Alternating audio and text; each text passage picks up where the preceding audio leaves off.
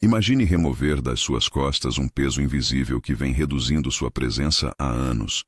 Um peso que não aparece no espelho, mas aparece na forma como as pessoas reagem a você, na distância sutil que criam, no jeito que desviam o olhar um segundo antes do que deveriam, no fato de que você fala, as pessoas ouvem, mas raramente ficam.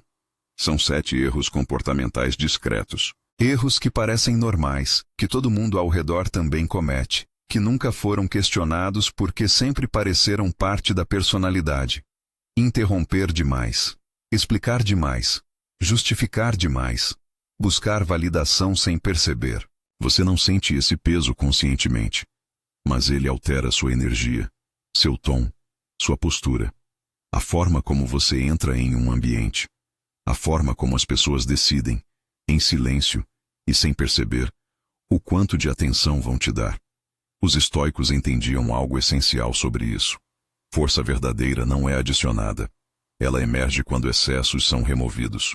Hoje você vai identificar esses 7 erros e perceber que se tornar 10 vezes mais atraente pode ser menos sobre impressionar e mais sobre parar de carregar o que enfraquece sua presença. Se isso fez sentido, deixa o like agora. Não para mim, para a sabedoria. E se você ainda não se inscreveu no canal, faz isso agora. Ativa o sininho também, porque o que vem nos próximos vídeos vai continuar aprofundando exatamente isso. Agora vamos mais fundo. Existe algo que a maioria das pessoas nunca vai perceber sobre si mesma. Não porque seja difícil de ver, mas porque ninguém foi honesto o suficiente para apontar. A atratividade que as pessoas buscam desesperadamente adicionando coisas, novas roupas, novas conquistas, novas histórias para contar, novos cortes de cabelo, novos projetos para mencionar em conversas, não é construída pela adição. Ela é revelada pela subtração. E é exatamente isso que os próximos minutos vão fazer com você. Não adicionar. Remover. Camada por camada, erro por erro. Antes de revelar o primeiro erro, preciso que você entenda uma coisa que muda completamente como você vai enxergar cada um desses comportamentos. Epicteto, que foi escravo antes de se tornar um dos maiores filósofos da história, disse algo que parece simples até você parar para entender o peso real da frase. Ele disse: não são as coisas que perturbam os homens, mas as opiniões que eles têm sobre as coisas. Isso significa que os erros que vamos ver hoje não são apenas sobre o que você faz. São sobre o que você acredita que precisa fazer para ser aceito, para ser visto, para ser valorizado. E quando você percebe essa diferença, o problema inteiro muda de endereço. O primeiro erro é o mais comum, e provavelmente é o que você menos vai querer admitir que comete. Você interrompe as pessoas no meio da frase. Parece inofensivo, parece entusiasmo, parece que você está engajado, presente, animado com a conversa. Mas o que transmite para quem está do outro lado é algo completamente diferente do que você imagina. Interromper comunica que o que está na sua cabeça é mais importante do que o que a outra pessoa está dizendo naquele momento. Que você não consegue esperar. Que você está ansioso para ser ouvido.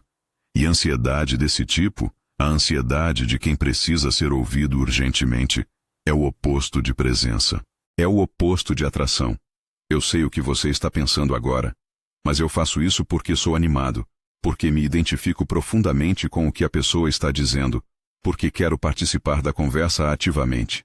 E é exatamente esse pensamento que revela o problema em sua raiz. Porque participar de uma conversa não é sobre você ser ouvido. Participar de uma conversa é sobre criar um espaço onde o outro se sente completamente visto e completamente ouvido até o fim. E quem cria esse espaço é automaticamente percebido como alguém com poder. Como alguém que não precisa brigar pela atenção, porque simplesmente a tem de forma natural. Pense na última conversa em que alguém te deixou falar até o fim. Completamente. Sem interromper no meio da história. Sem preparar mentalmente a próxima resposta, enquanto você ainda estava na metade da sua frase. Que sensação foi essa? Provavelmente uma das mais raras que você tem em interações normais. E quem te proporcionou isso você lembra com nitidez, certo? Você provavelmente saiu daquela conversa sentindo que aquela pessoa era especial, diferente, inteligente de um jeito que você não consegue explicar. Não porque ela disse algo incrível, mas porque ela criou o espaço mais raro do mundo moderno, o espaço de ser completamente ouvido. Conheci alguém que era constantemente descrito por amigos e colegas como intenso. Ele se perguntava por que, apesar de ser genuinamente inteligente, divertido e bem-intencionado, as pessoas raramente aprofundavam conversas com ele. Em reuniões de trabalho, suas ideias eram frequentemente ignoradas ou minimizadas, mesmo quando eram boas. Em encontros, a outra pessoa parecia confortável no início, mas estranhamente distante depois de 20 minutos. Ele não conseguia entender o padrão. Tentou mudar de assunto, ser mais engraçado, se vestir melhor. Nada funcionava. Até que um amigo muito próximo disse uma frase simples que atravessou tudo. Você nunca termina de ouvir antes de começar a falar. Ele ficou em silêncio por alguns segundos e percebeu que era verdade. Ele sempre achava que estava engajado, que interromper era sinal de entusiasmo e conexão. Mas o que a outra pessoa sentia era que o que ela dizia não era importante o suficiente para ser terminado. Nas semanas seguintes, ele fez uma coisa só. Parou de interromper. Deixou o silêncio existir depois que alguém terminava de falar. 1 segundo. 2 segundos de pausa antes de responder. E algo estranho aconteceu. As pessoas passaram a procurá-lo mais, a conversar mais, a ouvi-lo com mais atenção quando ele falava. Não porque ele ficou mais inteligente ou mais engraçado, mas porque ele parou de comunicar, a cada frase interrompida, que precisava ser ouvido urgentemente. Quem não precisa brigar pela atenção é quem naturalmente a recebe. E agora vem algo importante. Reconhecer esse padrão é o primeiro passo. Mas o que fazer com ele? Os estoicos não ensinavam força de vontade como solução. Eles ensinavam compreensão profunda. Marco Aurélio não parava de reagir no impulso porque se forçava a não reagir. Ele parava porque entendia, de forma visceral, que reagir no impulso nunca servia seus valores mais profundos. E é exatamente esse nível de compreensão que transforma comportamento de forma duradoura e natural, sem vigilância constante. Existe um método completo baseado exatamente nisso, nos ensinamentos de Marco Aurélio, Epicteto e Sêneca, construído especificamente para transformar esses padrões que acabamos de começar a explorar. Não é teoria filosófica para ficar na prateleira, é aplicação diária estruturada. São mais de 20 módulos em vídeo, um desafio de 45 dias que vai além do reconhecimento e chega na mudança real de comportamento instalada, áudios de reprogramação mental e todo o sistema estoico adaptado para a realidade de quem vive no século XXI. Mais de 2.000 pessoas já estão nessa jornada. Se você quer ir além do que um vídeo pode oferecer, o link está na descrição. Mas fique aqui comigo porque o que vem a seguir é onde as coisas ficam mais profundas. O primeiro erro abriu caminho para entender o segundo. E o segundo é ainda mais sutil porque parece virtude, quando na verdade é insegurança perfeitamente disfarçada. O segundo erro que está destruindo sua presença é explicar demais. Você toma uma decisão. Simples. Pode ser não ir a um evento. Pode ser mudar de emprego. Pode ser encerrar um relacionamento. Pode ser algo tão básico quanto escolher o que comer ou que caminho tomar. E então, antes mesmo de alguém questionar qualquer coisa, você começa a lhe explicar por que fez aquilo. Por que escolheu esse caminho? Por que faz sentido quando você pensa bem? Por que a pessoa deveria entender e não julgar? Por que não é o que parece à primeira vista? E quanto mais você explica, paradoxalmente, menos as pessoas acreditam em você. Porque quem tem certeza genuína não explica compulsivamente. Quem tem certeza simplesmente faz e deixa os resultados falarem por si mesmos. Marco Aurélio escreveu nas Meditações algo que parece quase brutal quando você entende o contexto em que foi escrito, por um homem que enfrentava pressão de todos os lados todos os dias. Ele disse: se não é certo, não faças. Se não é verdade, não digas. Não tem nada ali sobre explicar, sobre justificar, sobre convencer quem está do outro lado de que você tomou a decisão certa. Porque para quem vive com integridade genuína, a explicação é redundante. A ação já comunica tudo o que precisa ser comunicado. Pense na última vez que você sobreexplicou algo. Mandou uma mensagem longa justificando um não que poderia ter sido simplesmente não. Ficou falando por 5 minutos explicando por que chegou atrasado quando, desculpe o atraso, teria resolvido completamente. Sentiu a necessidade profunda de justificar uma escolha de vida para alguém que você mal conhece, como se a opinião dessa pessoa fosse necessária para validar internamente sua própria decisão. O que estava comunicando em todos esses momentos, sem perceber?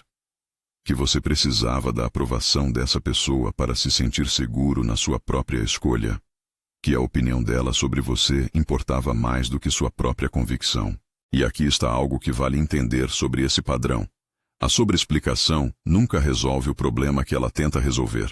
Quando você explica demais esperando aprovação, o que acontece na maioria das vezes é que a pessoa do outro lado ou já havia formado sua opinião e suas explicações não mudaram nada, ou passou a questionar sua decisão com mais intensidade depois de ver o quanto você precisou justificá-la. A explicação excessiva não convence. Ela revela insegurança. E insegurança revelada não gera confiança. Gera distância. Isso não é fraqueza de caráter. É uma armadilha que o sistema social criou de forma muito eficiente desde muito cedo.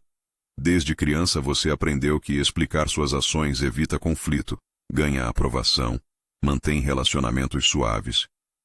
E funcionou por um tempo. Era uma estratégia de sobrevivência social que fazia sentido quando você era dependente da aprovação dos adultos ao redor.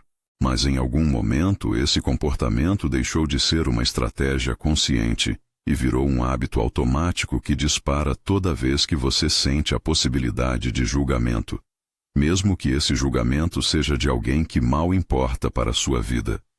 E esse hábito agora está comunicando exatamente o que você não quer comunicar. A maioria das pessoas passa a vida inteira explicando quem é e por que faz as escolhas que faz. Para os pais que não aprovam, para os chefes que questionam, para os parceiros que pedem justificativas sobre coisas que não precisam de justificativa, para os amigos que levantam uma sobrancelha, para desconhecidos nas redes sociais que deixaram um comentário curto que você ficou ruminando por horas. Essas pessoas acham que estão se comunicando com clareza e transparência. Na verdade, estão transmitindo insegurança em alta definição para todo mundo que tem olhos para ver. Pessoas com presença real falam menos do que fazem. E quando falam, falam com convicção que não pede confirmação. Sem o "você entende, né?" no final de cada explicação. Sem o olhar que varre o rosto do outro buscando sinal de aprovação. Existe um motivo psicológico profundo pelo qual o hábito de explicar demais é tão difícil de quebrar. E esse motivo está diretamente ligado ao terceiro erro, que talvez seja o mais invisível de todos porque se esconde atrás de comportamentos que parecem completamente normais. O terceiro erro é buscar validação sem perceber que está fazendo isso. Não estamos falando do elogio que você pede de forma explícita, porque esse pelo menos você reconhece quando está fazendo. Estamos falando das formas disfarçadas que se instalaram atrás de comportamentos que parecem naturais.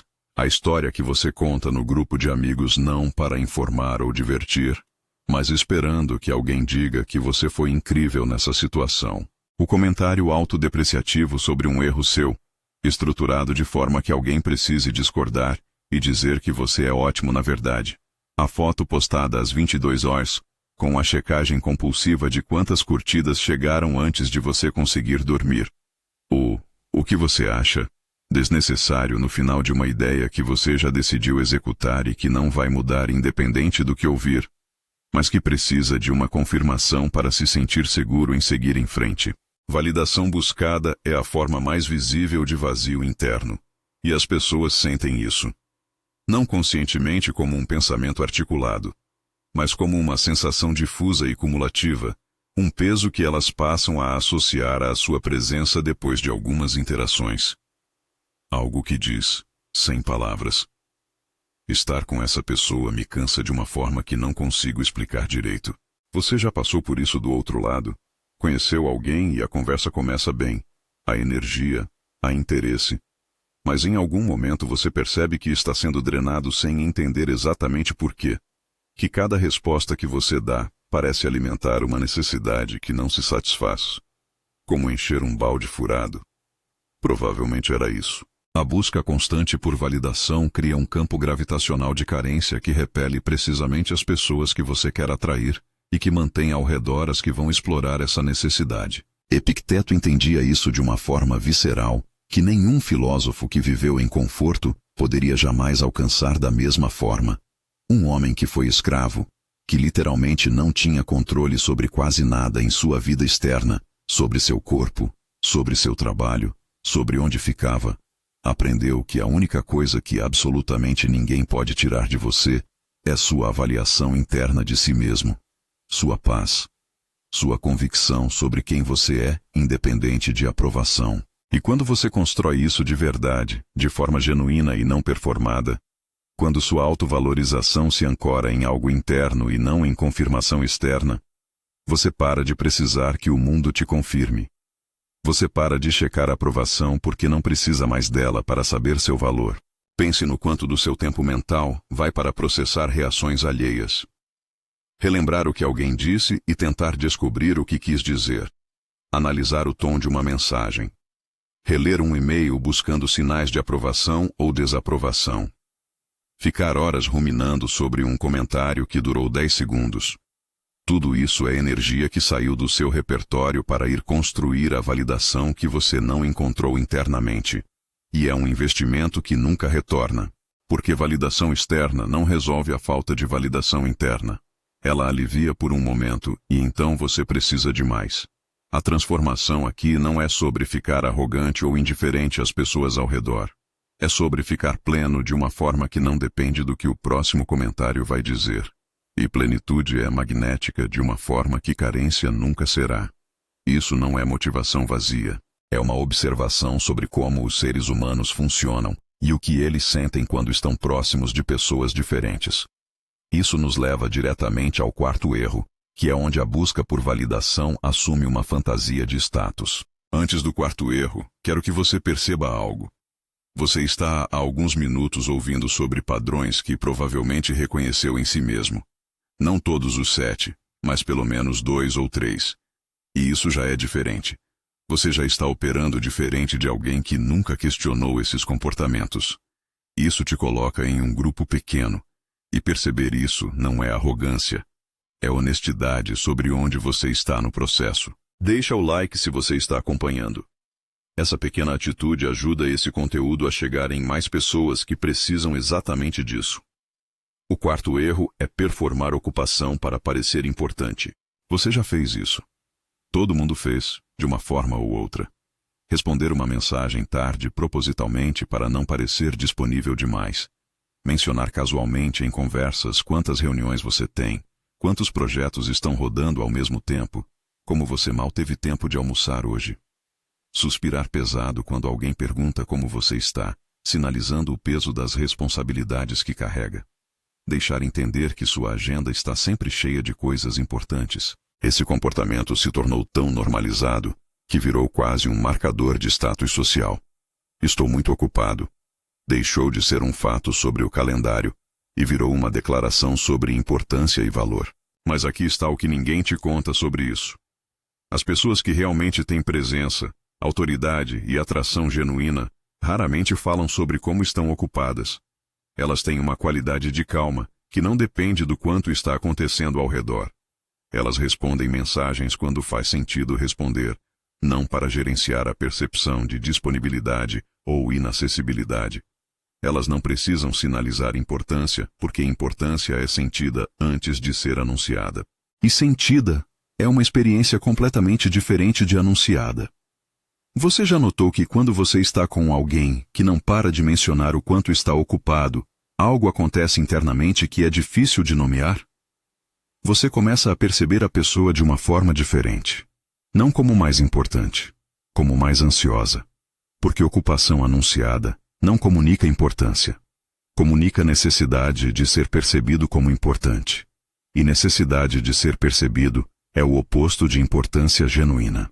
Conheci um executivo que trabalhava em uma empresa de médio porte e que tinha o hábito de mencionar sua agenda sobrecarregada em praticamente toda interação. Estou com muito projeto na mão. Mal dormi essa semana de tanto trabalho. Reunião atrás de reunião sem parar. No início parecia um sinal de comprometimento e relevância. Mas as pessoas ao redor começaram a notá-lo de uma forma diferente da que ele imaginou. Começaram a percebê-lo como alguém que precisava ser visto como ocupado, como importante. E a percepção de quem precisa parecer algo é automaticamente menor do que a percepção de quem simplesmente é. Meses depois, ele teve uma conversa com um mentor que disse algo que ficou grudado nele. Quem precisa anunciar que é ocupado, geralmente não é o tipo de ocupado que importa de verdade. Brutal. E preciso. Sêneca escreveu uma carta para seu amigo Lucílio que soa estranhamente atual 2000 anos depois. Ele disse: retira-te em ti mesmo o máximo possível. Ele não estava falando de isolamento social ou de rejeitar o mundo. Estava falando de não depender da percepção alheia para saber seu valor. Estava falando de não performar vida para uma plateia imaginária que você mesmo construiu dentro da própria cabeça. Pessoas que vivem autenticamente, que não precisam parecer nada porque simplesmente são, têm uma presença que atravessa paredes sem que elas façam esforço especial para isso. Você já conheceu alguém assim? Alguém que entra em um ambiente e, sem fazer nada, muda a temperatura emocional do lugar?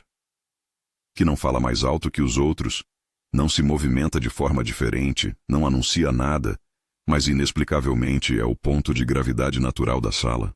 Não é um dom sobrenatural que alguns têm e outros não. É ausência de performance. É a paz específica de quem não precisa convencer ninguém de nada. E agora o quinto erro. Esse vai fazer você lembrar de conversas específicas de forma retroativa. O quinto erro é falar sobre si mesmo antes de perguntar sobre o outro. Isso é especialmente letal nos relacionamentos novos e em situações onde você quer causar uma boa impressão. Você conhece alguém interessante numa festa, numa reunião, num aplicativo de relacionamentos, em qualquer situação.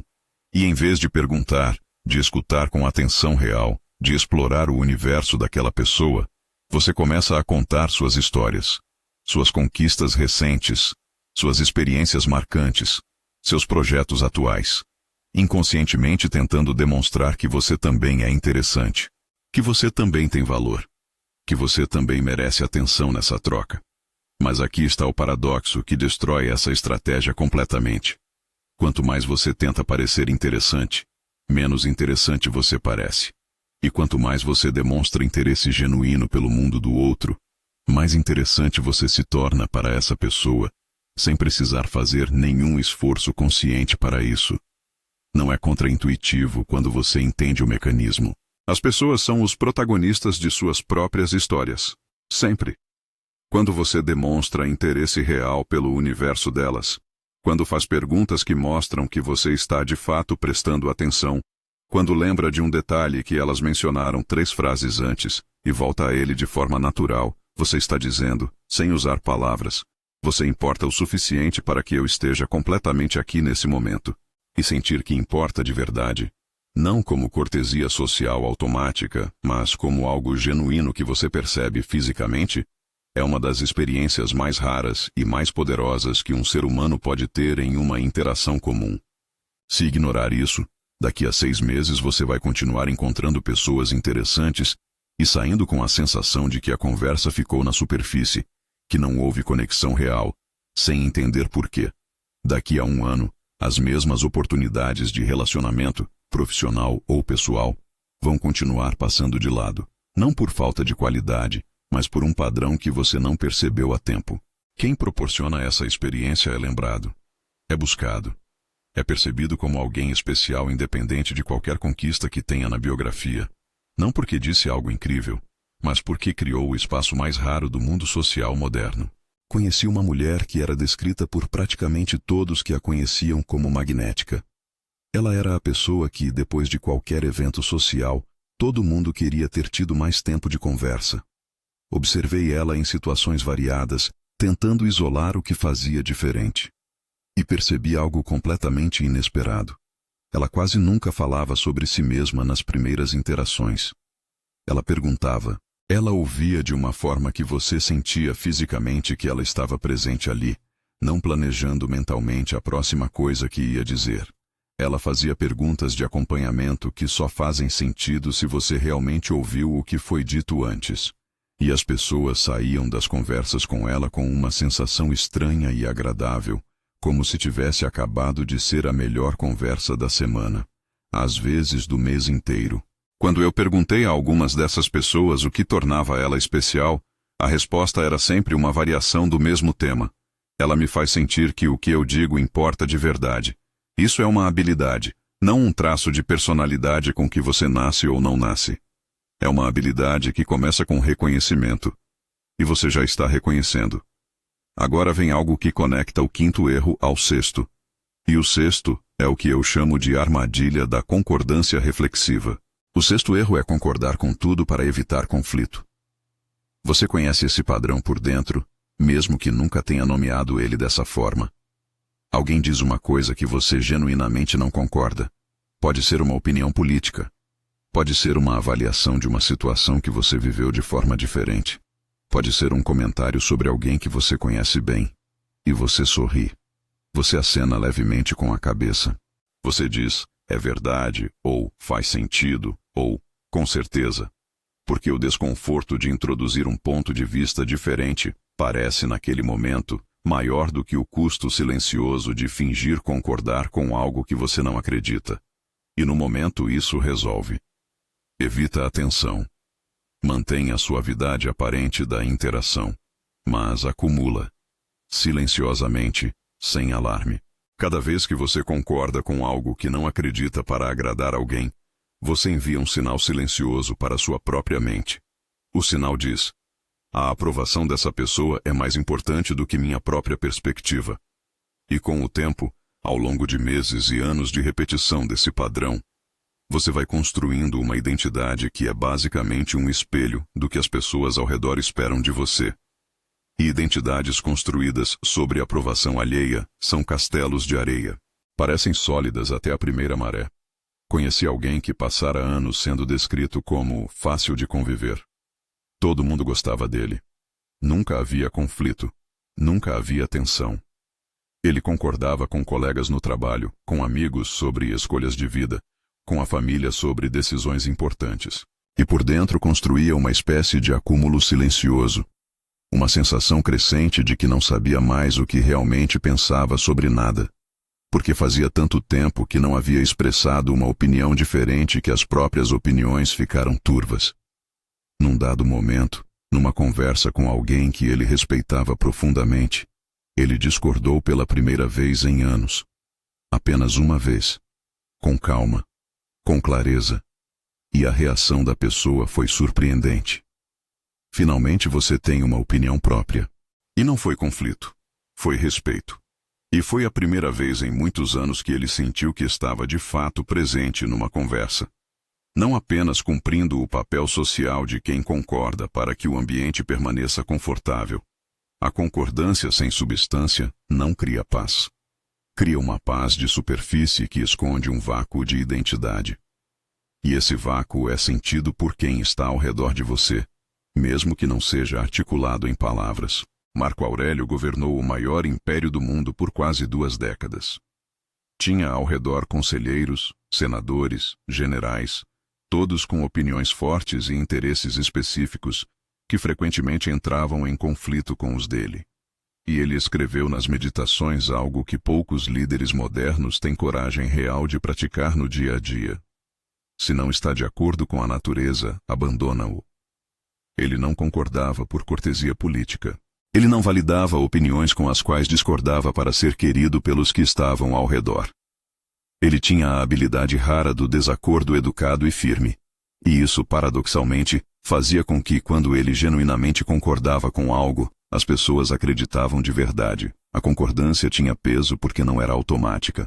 A maioria que concorda com tudo é percebida como sem substância, como alguém que não tem posição própria suficientemente firme, que vai na direção que o vento sopra.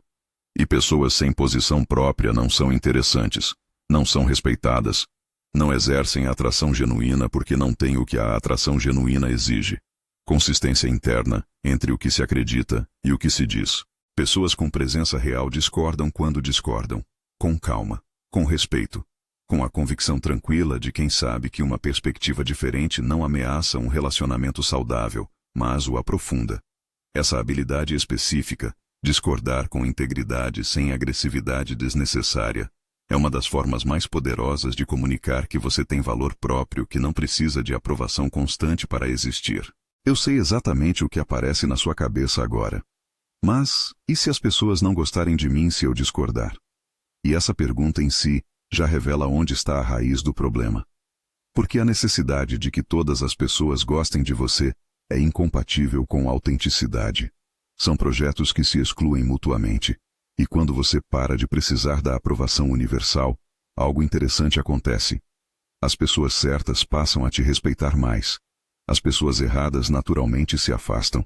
E isso, apesar de parecer perda no começo, é exatamente o filtro que atrai o tipo de presença que você realmente quer ao redor. Antes do 7º erro, quero te contar algo. Você não está apenas descobrindo erros comportamentais separados. Você está reconhecendo um sistema. Um sistema de hábitos interligados que se alimentam uns dos outros em silêncio. Você interrompe porque precisa ser ouvido. Você precisa ser ouvido porque busca validação. Você busca validação porque explica demais para ser aprovado. Você explica demais porque performar ocupação e concordar com tudo também são formas de conseguir aprovação. São fios do mesmo tecido. E quando você entende o tecido inteiro, você não precisa puxar cada fio separadamente. Você entende a estrutura que os une. De que cidade você está assistindo esse vídeo? Comenta aqui embaixo. É sempre incrível ver até onde essa sabedoria está chegando. O 7º erro é o que está embaixo de todos os outros como uma fundação que ninguém te pediu para examinar. E quando você entende esse 7º, os outros começam a fazer sentido de uma forma que muda tudo. O 7º erro é viver mentalmente no tempo errado. Não é sobre gerenciamento de agenda ou produtividade. É sobre onde sua atenção vive a maior parte do tempo. A maioria das pessoas passa a maior parte de sua vida mental habitando 2 lugares que tecnicamente não existem: o passado e o futuro. No passado, repassando mentalmente o que deu errado, o que alguém disse, o que você deveria ter respondido de forma diferente, o que você perdeu, o que foi feito que não deveria ter sido feito. Repassando as mesmas cenas repetidamente como se a repetição fosse resolver algo que já passou. Ou no futuro, construindo cenários de ansiedade com detalhes elaborados. E se isso acontecer assim? E se ela reagir desse jeito específico? E se eu falhar naquele momento? E se eles me julgarem por aquilo?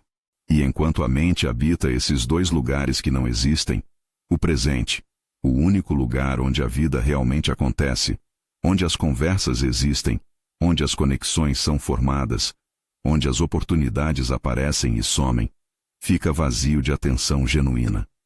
E aqui está o impacto direto e imediato na sua presença. Quando você está com alguém e sua mente está em outro lugar, essa pessoa sente. Não sabe articular o que está sentindo. Não consegue dizer exatamente o que está errado. Mas sente uma qualidade de ausência que não é física. Existe uma diferença palpável e inconfundível entre estar com alguém que está genuinamente presente e estar com alguém que está fisicamente no mesmo espaço, mas mentalmente em outra conversa, outro cenário, outra preocupação de ontem ou de amanhã. E quem está genuinamente presente, quem olha para você como se você fosse a única coisa que importa, naquele momento específico, é automaticamente mais atraente, mais memorável, mais magnético do que qualquer pessoa que chegou com conquistas mais impressionantes, mas a atenção dispersa em 10 lugares ao mesmo tempo. Marco Aurélio escreveu uma frase nas Meditações que considero uma das mais poderosas de toda a obra. Ele disse: "Não te perturbes com o futuro. Tu chegarás a ele, se necessário, com a mesma razão que usas agora para as coisas do presente." 2000 anos antes da psicologia moderna começar a documentar os efeitos da presença plena na qualidade dos relacionamentos e na percepção de atração interpessoal, ele já sabia que a mente dispersa é a mente enfraquecida. A mente que habita outro tempo é uma presença que drena ao invés de energizar. Mas existe um motivo pelo qual a maioria das pessoas não consegue ficar presente de forma natural. E esse motivo conecta tudo que vimos hoje de uma forma que cria um momento de reconhecimento. Você já percebeu que quando você está genuinamente confortável consigo mesmo, quando não está gerenciando uma insegurança em tempo real, quando não está calculando como vai ser percebido nos próximos 30 segundos, quando não precisa provar nada, ou buscar aprovação, ou explicar suas escolhas, fica naturalmente mais fácil estar presente? Porque a mente só foge compulsivamente para passado e futuro quando está tentando resolver algo que está incomodando no presente, gerenciando uma insegurança, controlando como está sendo percebido, calculando a resposta que vai agradar sem comprometer demais, monitorando se interrompeu ou não, verificando se explicou o suficiente, checando se o silêncio está sendo interpretado da forma certa. Quando você elimina os 6 primeiros erros de forma gradual e genuína, o 7º começa a se resolver como consequência natural, porque você não precisa mais gerenciar a imagem que projeta em tempo real. Você simplesmente existe. E existir plenamente, sem o peso de uma performance constante e invisível, é a forma mais poderosa de presença que um ser humano pode ter. É o que os estoicos chamavam de vida segundo a natureza. Não a natureza do ambiente. A sua natureza. A natureza de quem você realmente é quando para de se diminuir com comportamentos que contradizem seus próprios valores mais profundos. Agora preciso ser direto sobre algo que vai acontecer com uma parte significativa de quem está assistindo esse vídeo. Depois de reconhecer esses padrões, uma parte das pessoas vai entrar em hipervigilância. Vai começar a monitorar cada palavra que diz. Cada vez que for abrir a boca vai analisar. Estou explicando demais? Estou prestes a interromper? Isso que vou dizer é busca por validação disfarçada? Estou sendo autêntico ou estou performando autenticidade? E essa hipervigilância cria uma rigidez e uma artificialidade que é tão pouco atraente quanto qualquer um dos 7 erros originais. A presença performada de quem está tentando muito ser presente é imediatamente sentida como ausência. É o 8º erro não listado. E ele surge exatamente do reconhecimento dos 7 primeiros. Você aprende sobre os padrões e imediatamente tenta eliminar todos ao mesmo tempo, com força de vontade e atenção constante. Mas força de vontade é um recurso que se esgota. É como tentar manter a respiração sob controle consciente o tempo todo. No começo funciona. Em algum momento você precisa respirar de forma automática ou colapsa. O mesmo vale para comportamento. Você não pode operar bem no mundo enquanto parte da sua atenção está monitorando se está operando bem. São tarefas que competem pelo mesmo recurso. Mentes fortes não funcionam através de monitoramento constante. Elas integram o insight de forma profunda e deixam a transformação acontecer de dentro para fora. Não é um projeto de vigilância que você vai executar pelo resto da vida. É uma mudança de perspectiva que, uma vez genuinamente instalada, modifica o comportamento sem esforço consciente da mesma forma que você não precisa pensar conscientemente em como andar. A diferença entre tentar não interromper e simplesmente não precisar mais interromper, porque você não carrega mais a urgência de ser ouvido, essa diferença é completamente visível para quem está do outro lado da conversa. E é exatamente aqui que preciso dizer algo com clareza sobre o caminho além do reconhecimento. Marco Aurélio não desenvolveu sua mente extraordinária lendo filosofia nos fins de semana como hobby intelectual. Ele tinha uma prática diária sistemática e deliberada. Epicteto ensinava seus alunos não através de palestras ocasionais, mas através de uma estrutura de desenvolvimento consistente e progressivo ao longo do tempo. Sêneca escrevia cartas regulares que funcionavam como um método deliberado de construção de clareza mental, semana após semana. O estoicismo nunca foi sobre acumular conhecimento filosófico. Foi sempre sobre prática sistemática que constrói um novo jeito de operar no mundo. E é exatamente isso que um método completo baseado nesses ensinamentos oferece. São mais de 20 módulos construindo essa mudança de forma estruturada. Um desafio de 45 dias que transforma reconhecimento em novo comportamento instalado. Áudios de reprogramação mental. E toda a sabedoria dos maiores estoicos traduzida para situações concretas e cotidianas da vida moderna. A ponte entre saber e ser é o que mais de 2.000 pessoas já estão cruzando. Você encontra todos os detalhes no link da descrição. Mas siga aqui comigo porque ainda temos o fechamento mais importante desse vídeo. Se você ainda não se inscreveu no canal, faz isso agora. Ativa o sininho para não perder nada do que vem a seguir nessa jornada. Vamos parar aqui por um momento para recapitular, porque cada peça se conecta com a próxima de uma forma que só fica completamente visível quando você vê o conjunto inteiro. O primeiro erro: interromper. Comunica a ansiedade de ser ouvido, o oposto de quem tem poder real em uma conversa. O segundo: explicar demais. Entrega a aprovação alheia como árbitro da sua própria convicção. O terceiro: buscar validação. É a forma mais visível de vazio interno, sentida como peso por quem está próximo. O quarto: performar ocupação. É validação disfarçada de status, percebida imediatamente por quem tem discernimento real. O quinto: falar antes de perguntar. Inverte a lógica da conexão genuína e comunica que você precisa ser visto mais do que quer ver o outro. O sexto: concordar para agradar. Vai construindo ao longo do tempo uma identidade que é espelho dos outros ao invés de expressão de si mesmo. E o sétimo: viver mentalmente no tempo errado. É o sintoma visível de todos os outros somados. A mente que não pode estar presente porque está ocupada demais, gerenciando uma performance invisível. Não são 7 problemas separados que você vai resolver um por um em ordem. São 7 expressões diferentes de uma única crença que foi instalada muito antes de você poder questionar ela. A crença de que você precisa fazer algo especial, ser algo especial, parecer algo especial, para ser digno de atenção genuína, de respeito real e de conexão verdadeira. E essa crença é uma mentira, mas é uma mentira confortável. E mentiras confortáveis são as mais difíceis de abandonar porque elas não parecem mentira. Elas parecem precaução, parecem humildade, parecem razoabilidade social. Claro que eu preciso me esforçar para ser aceito. Todo mundo faz isso. E enquanto todo mundo faz isso, todos pagam o mesmo preço. Uma vida de performance constante e uma presença que nunca é completamente sua. Epicteto, que não tinha nada além da própria mente, que foi vendido como propriedade e não controlava para onde ia ou o que fazia durante anos de sua vida, construiu uma liberdade interna que poucos homens com todos os privilégios jamais conheceram. Porque ele entendeu, de forma visceral e inegável, que o valor humano não depende de performance, não depende de aprovação externa, não depende de posição ou conquista ou da forma como as pessoas te veem em determinado momento. Depende de quão genuinamente você habita quem você é, quando para de performar quem acha que deveria ser. E aqui está o que acontece quando você gradualmente para de cometer esses 7 erros. Não de uma vez. Não da noite para o dia. Mas gradualmente, à medida que o reconhecimento aprofunda e vai sendo integrado na forma como você opera. As conversas começam a ter uma qualidade diferente. Uma densidade, uma profundidade que não existia antes.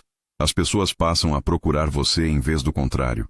Você começa a ser percebido como alguém com substância, com convicção, com uma presença que não precisa ser anunciada porque é sentida antes de ser dita. Não porque você adicionou algo impressionante à sua lista de conquistas, mas porque você parou de subtrair a si mesmo com comportamentos que contradiziam quem você dizia que era. Você vai notar isso primeiro nos relacionamentos próximos.